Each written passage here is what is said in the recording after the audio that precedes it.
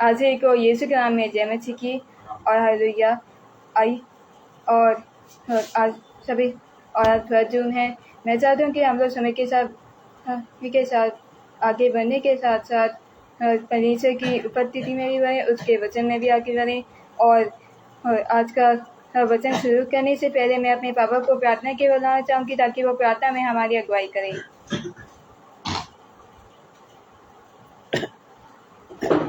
सबको जय मसीह की, प्रेज द लॉर्ड। आइए हम लोग सब दुआ में चलते हैं। महान दयालु परमेश्वर, हम आपका शुक्र करते हैं, आपका धन्यवाद करते हैं कि आपने ये सुंदर समय दिखाया, उसके लिए हम आपका धन्यवाद करते हैं। धन्यवाद करते हैं कि आपने हमें जिंदगी दुनिया में रखा और खुदा हर दिन खुदा हम लोगों को खुदा आप नई आशीष देते हैं खुदा, और हर दिन खुदा आप हमारे साथ रहते हैं खुदा, हमारी हर ज़रूरतों को पूरा करते हैं। उसके लिए हम आपका धन्यवाद करते हैं। धन्यवाद करते हैं भाई अनुपम डेविड जी, जिनका ये पेज आगरा मसीह मंडी है, इस पेज की हम दुआ करते हैं खुदा ये पेज खुदा बहुत आयत से खुदा दिन पे दिन बढ़ता जाए खुदा, इसके पेज के द्वारा खुदा करोड़ों आत्मा बचाई जा सके, जो खुदा आपके राज्य में खुदा आपके साथ रहने वाली हो सके खुदा। और खुदा हम दुआ करते हैं खुदा, जितने भी खुदा इस पेज को सुनते हैं खुदा, चाहे वो ऑनलाइन हो या ऑफलाइन हो, जब भी खुदा आप देखें सुने खुदा, जो मिरेकल खुदा, जो चमत्कार खुदा आप हमेशा करते आए हैं, वो उनकी ज़िंदगी में खुदा हमेशा होने पाए खुदा। सुनने सुनाने वालों को सबको आशीष बख्श दिए खुदा। हम दुआ करते हैं, आप धन्यवाद करते हैं, आप हमारी ज़रूरतों को खुदा आप पूरा करते हैं, उसके धन्यवाद करते खुदा। आप हमारे को मांगने से पहले ही हमारी इच्छाओं को पूरी करते हैं, उसके लिए हम आपका तहे दिल से धन्यवाद करते हैं। धन्यवाद करते हैं भाई अनुपम डेविड और भाभी शबनम डेविड जी का, और खुदा उनके बच्चों के लिए खुदा हम दुआ करते खुदा, वो लोग जिस क्षेत्र में खुदा उस क्षेत्र में उनको कामयाबी दीजिए खुदा। हम दुआ करते खुदा, और खुदा उनके द्वारा खुदा आप आपकी महिमा प्रकट होने पाए खुदा। आप उनको लोगों का सहारा बनाइए, ताकि खुदा जितने भी खुदा परेशान है खुदा, और जो मदद के लिए हाथ फैलाए खुदा, आप भाई को और बहन को उनके पास तक पहुँचाए, ताकि खुदा आप ये लोग खुदा उन लोगों की हर संभव कोशिश मदद कर सके खुदा। ऐसे ही हम अपने लिए मांगते खुदा, हमें भी खुदा इतना रमन करिए खुदा आप, और ऐसी कुवत दिए कि हम खुदा दूसरों के खुदा दुख दर्द को खुदा अपना दुख दर्द मान के खुदा उनके दुख को दूर करने वाले हो सके, क्योंकि आप सामर्थ देने वाले परमेश्वर खुदा। आप सामर्थ देंगे तो सब हो सकता है खुदा। आप असंभव को भी संभव करने वाले परमेश्वर है खुदा। हम दुआ करते खुदा, फिर से खुदा इस पेज के लिए आशीषित करिए खुदा। और खुदा मैं दुआ करता हूँ, धन्यवाद करता हूँ खुदा आपका कि आपने मुझे और मेरे परिवार को भी चुना, उसके लिए आपका लाख लाख धन्यवाद करते हुए दुआ को आपके बेटे हमारे उद्धार करता प्रभु यीशु मसीह के नाम में मांगते आमीन। सबको जय मसीह की, प्रेज द लॉर्ड, हालेलुया। मैं मेरे पापा का धन्यवाद कहना चाहती हूँ जिन्होंने प्रार्थना में हमारी अगुवाई करी। आइए हम सब यहोवा की आज्ञा चलते हैं। यीशु का नाम है सारी जमीन पर, जिससे हम पाते उद्धार। यीशु का नाम है सारी जमीन पे, जिससे हम पाते हैं उद्धार। वो दुनिया में आया, लहू बहाया, जितिया जहान कर दिया। वो दुनिया में आया, लहू बहाया, जितिया जहान कर दिया। हमको बचाने मुक्ति दिलाने यीशु सलीम पर हुआ। हमको बचाने मुक्ति दिलाने यीशु सलीम पर हुआ। यीशु का नाम है सारी जमीन पर, जिससे हम पाते उद्धार। यीशु का नाम है सारी जमीन पर, जिससे हम पाते उद्धार। बाइबल पढ़ो तुम, दुआ करो तुम, यीशु जल्दी आने वाला है। बाइबल पढ़ो तुम, दुआ करो तुम, यीशु जल्दी आने वाला है।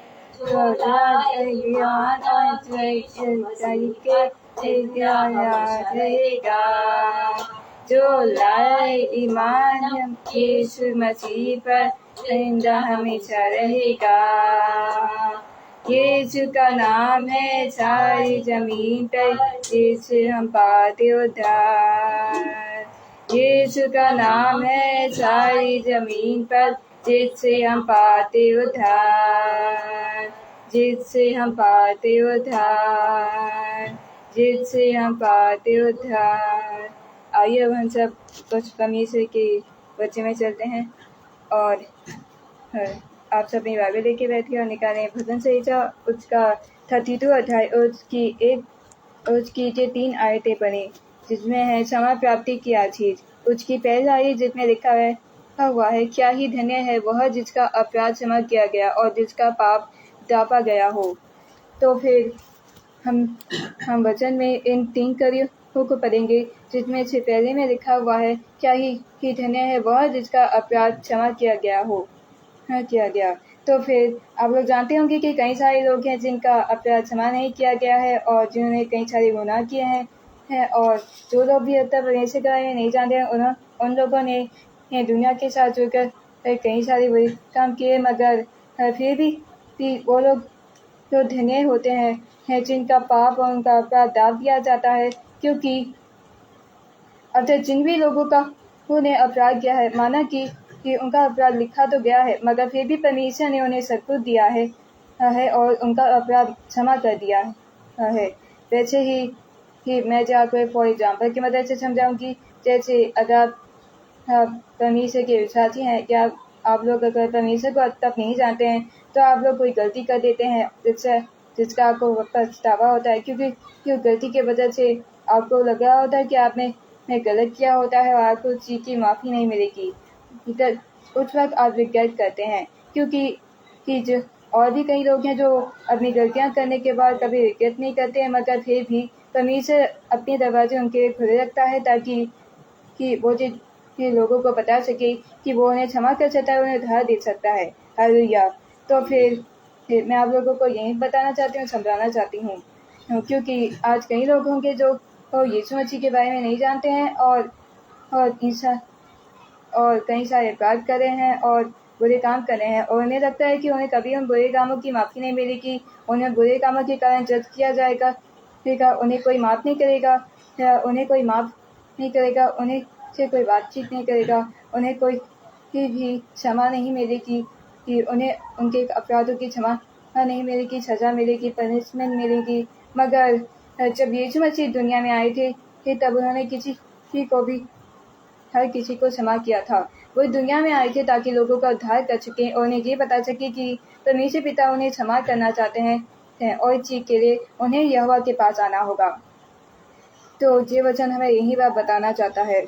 तो क्योंकि जब यीशु मसीह धरती पर थे तो एक स्त्री उनके पैरों में गिर गई थी और उनके पैरों में गिरकर रोने लगी थी। तब कई लोग थे जो उसके बारे में अनजान थे, क्योंकि एक अजनबी जिसके बारे में यीशु मसीह में कोई नहीं जानता था, मगर यीशु मसीह ने कहा कि जिसकी को उसके पापों की रिग्रेट है, अपने अपराधों की रिग्रेट है और इसके पाप क्षमा हो चुके हैं, क्योंकि यीशु मसीह जो दुनिया में आए थे ताकि वो लोगों को क्षमा कर सकें, वो लोगों को ये मैसेज दे सकें कि परमेश्वर पिता उन्हें क्षमा करना चाहता है, उन्हें उद्धार देना चाहता है और इस चीज़ का एहसास दिला सके कि परमेश्वर पिता के पास जाएंगे तो उन्हें एक अनंत जीवन मिलेगा और उन्हें उनके अपराधों की क्षमा मिलेंगी और उन्हें उद्धार पा सकेंगे।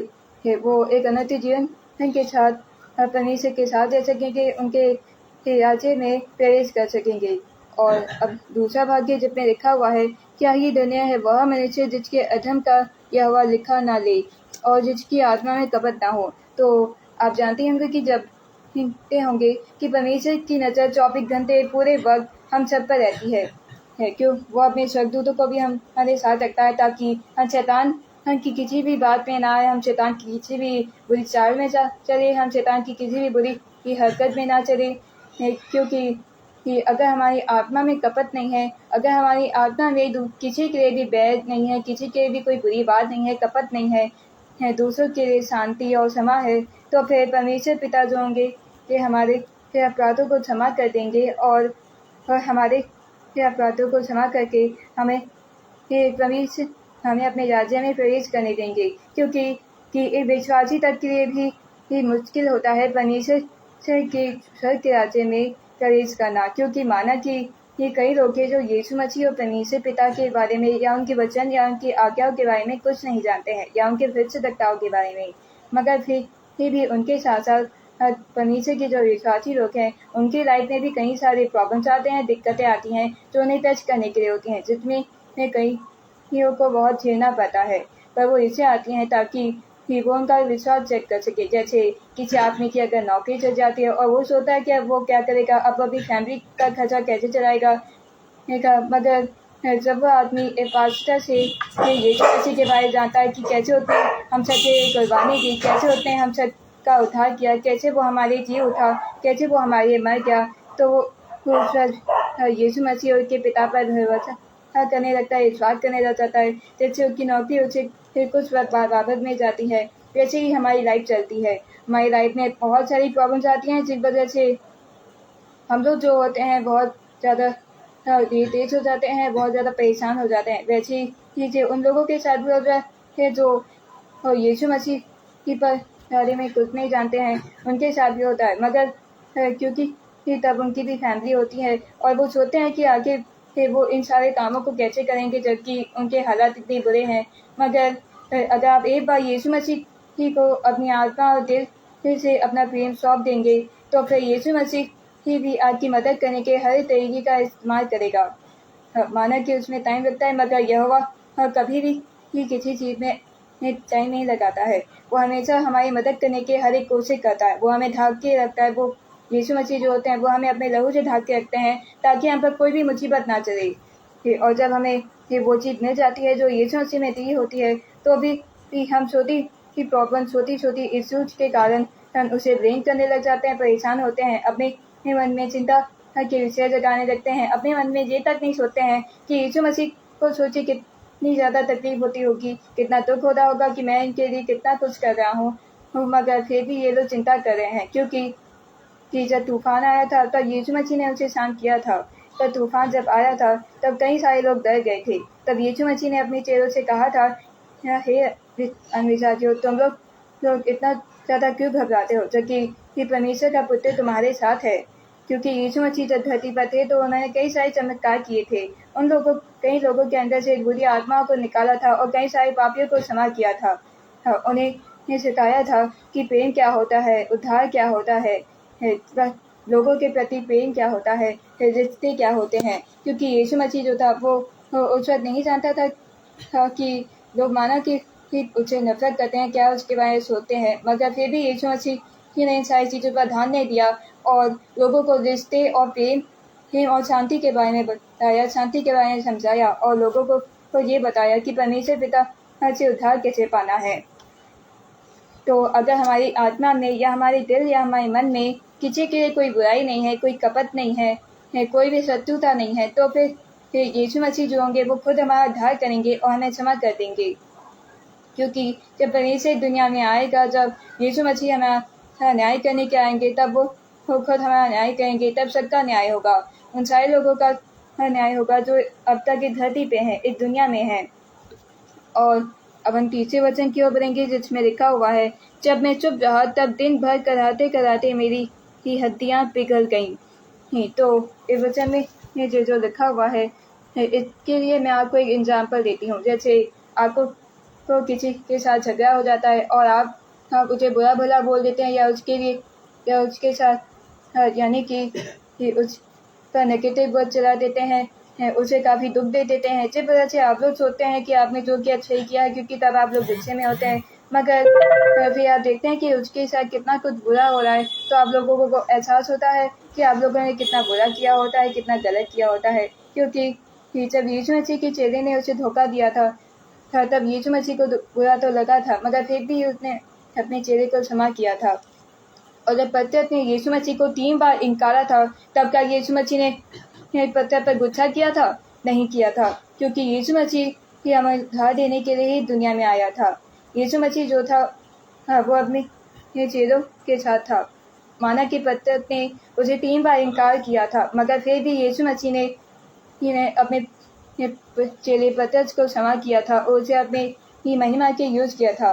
तब पतरस को एहसास हुआ था कि उसने यीशु मसीह को 3 बार इनकारा से इसलिए ताकि लोग उसके पीछे ना पड़े, लोग यीशु मसीह के कारण उसे बुरा भला ना बोले। वैसा याद हम करते हैं। आज हम लोग जो हैं, आज हम लोग उन लोगों से नफरत करते हैं, उन लोगों से झगड़ा करते हैं जिनसे हम नफरत करते हैं। मगर पर फिर भी यीशु मसीह ने क्या किया था, उसने अपने शत्रुओं पर भी प्रेम किया था, उसने अपने शत्रुओं पर भी दया की थी। तब यीशु मसीह ने उस पर दया इसलिए की थी क्योंकि कि उसे दुनिया में लाया गया था ताकि वो लोगों को प्रेम के बारे में सिखा सके, ना कि इन सारी चीज़ों के बारे में जो आज हम लोग कर रहे हैं। हालेलुया। क्योंकि यीशु मसीह जो था वो प्रेम और शांति की और सेक्रीफाइस का प्रतीक था। उसने अपने महाप्रेम के लिए अपना सेक्रीफाइस दे दिया ताकि वो लोगों को ये बता सके कि वो उनसे कितना ज़्यादा प्रेम करता था। जब वो क्रूस पर था तभी उसने लोगों को क्षमा किया था। और आज हम क्या कर रहे हैं, आज माना कि हम कई सारे विश्वासी लोग हैं जो यीशु मसीह और उसके पिता और उसके वचनों पर विश्वास तो करते हैं, उस पर भरोसा करते हैं, अपने मन में हर एक नेगेटिव बात को दूर कर देते हैं। पर क्या हम विश्वासियों की लोगों के दिलों में क्या यीशु मसीह की तरह ही काइंडनेस है? क्या उन लोगों के काइंडनेस है जो यीशु मसीह को नहीं जानते? क्या उन लोगों के लिए काइंडनेस नहीं है जो परमेश्वर को नहीं जानते हैं? क्या हमारे अंदर उन लोगों के लिए ये भलाई नहीं है जो हमसे नफरत करते हैं क्यों? या उन लोगों के जो यीशु मसीह को अब तक जानते नहीं हैं? मैं चाहती हूँ कि वो सारे लोग यीशु मसीह के बारे में जानें और माना कि अगर आप सबसे यानी कि जो भी परमेश्वर के विश्वासी लोग हैं, जो भी कि यीशु मसीह की जो उद्धार पाना चाहते हैं, मैं उन सबको ये मैसेज देना चाहती हूँ, ये बताना चाहती हूँ कि अगर कभी आपको लगता है कि आपने ये जो गलती की है, या जितने लोग जो यीशु मसीह के बारे में नहीं जानते हैं जिन्होंने गलतियाँ की हैं, मैं उन्हें ये मैसेज देकर बताना चाहती हूँ कि वो लोग परमेश्वर से अभी भी क्षमा पा सकते हैं, वो लोग अभी भी यीशु मसीह से उद्धार पा सकते हैं। अगर वो लोग सच्चे मन से अपनी आत्मा को यीशु मसीह के हाथ सौंप दें और अपने दिल में यीशु मसीह जैसा प्रेम और काइंडनेस जगाएं। और इन्हीं ही एनकरेजिंग वर्ड के साथ मैं बस इस सेशन को समाप्त करना चाहूँगी। आइए हम सब परमेश्वर की प्रार्थना चलते हैं। धन्यवाद या परमेश्वर जो आपने हमें अपनी चार के साथ के जान किया और जिन्हें पर खर्च है, और मैंने आज जो प्रचार किया है जिसमें मैंने माना कि 3 ही वचन लोगों को बांटे हैं, मगर इन 3 वचनों में डीपली मीनिंग इन लोगों को दी है ताकि लोग ये जान सकें, ये समझ सकें कि जैसे आप उन्हें क्षमा करते हैं वैसे ही वो दूसरों के अपराधों को भी क्षमा करें। जैसे आप उनके की गलतियों को क्षमा करते हैं वैसे ही वो दूसरों की गलतियों को भी क्षमा करें, और वो आपका उद्धार और वो लोगों को आपका उद्धार दिला सकें। वो लोगों को ये बता सकें कि आपने उन्हें उनकी गलतियों के क्षमा कर दिया है, इसीलिए वो अपनी गलतियाँ सुधारें और अपने कमियों को दूर करके आपके वचन और आपके आज्ञाओं पर चलें। आज उद्धार पाने के साथ साथ अपने दिल में यीशु मसीह जैसी प्रेम और काइंडनेस जगा सकें। और प्रार्थना को अद्भुत उद्धार करता हमारे यीशु मसीह के नाम से होके मांगते हैं, आमीन। आज को यीशु के नाम में जय मसीह की।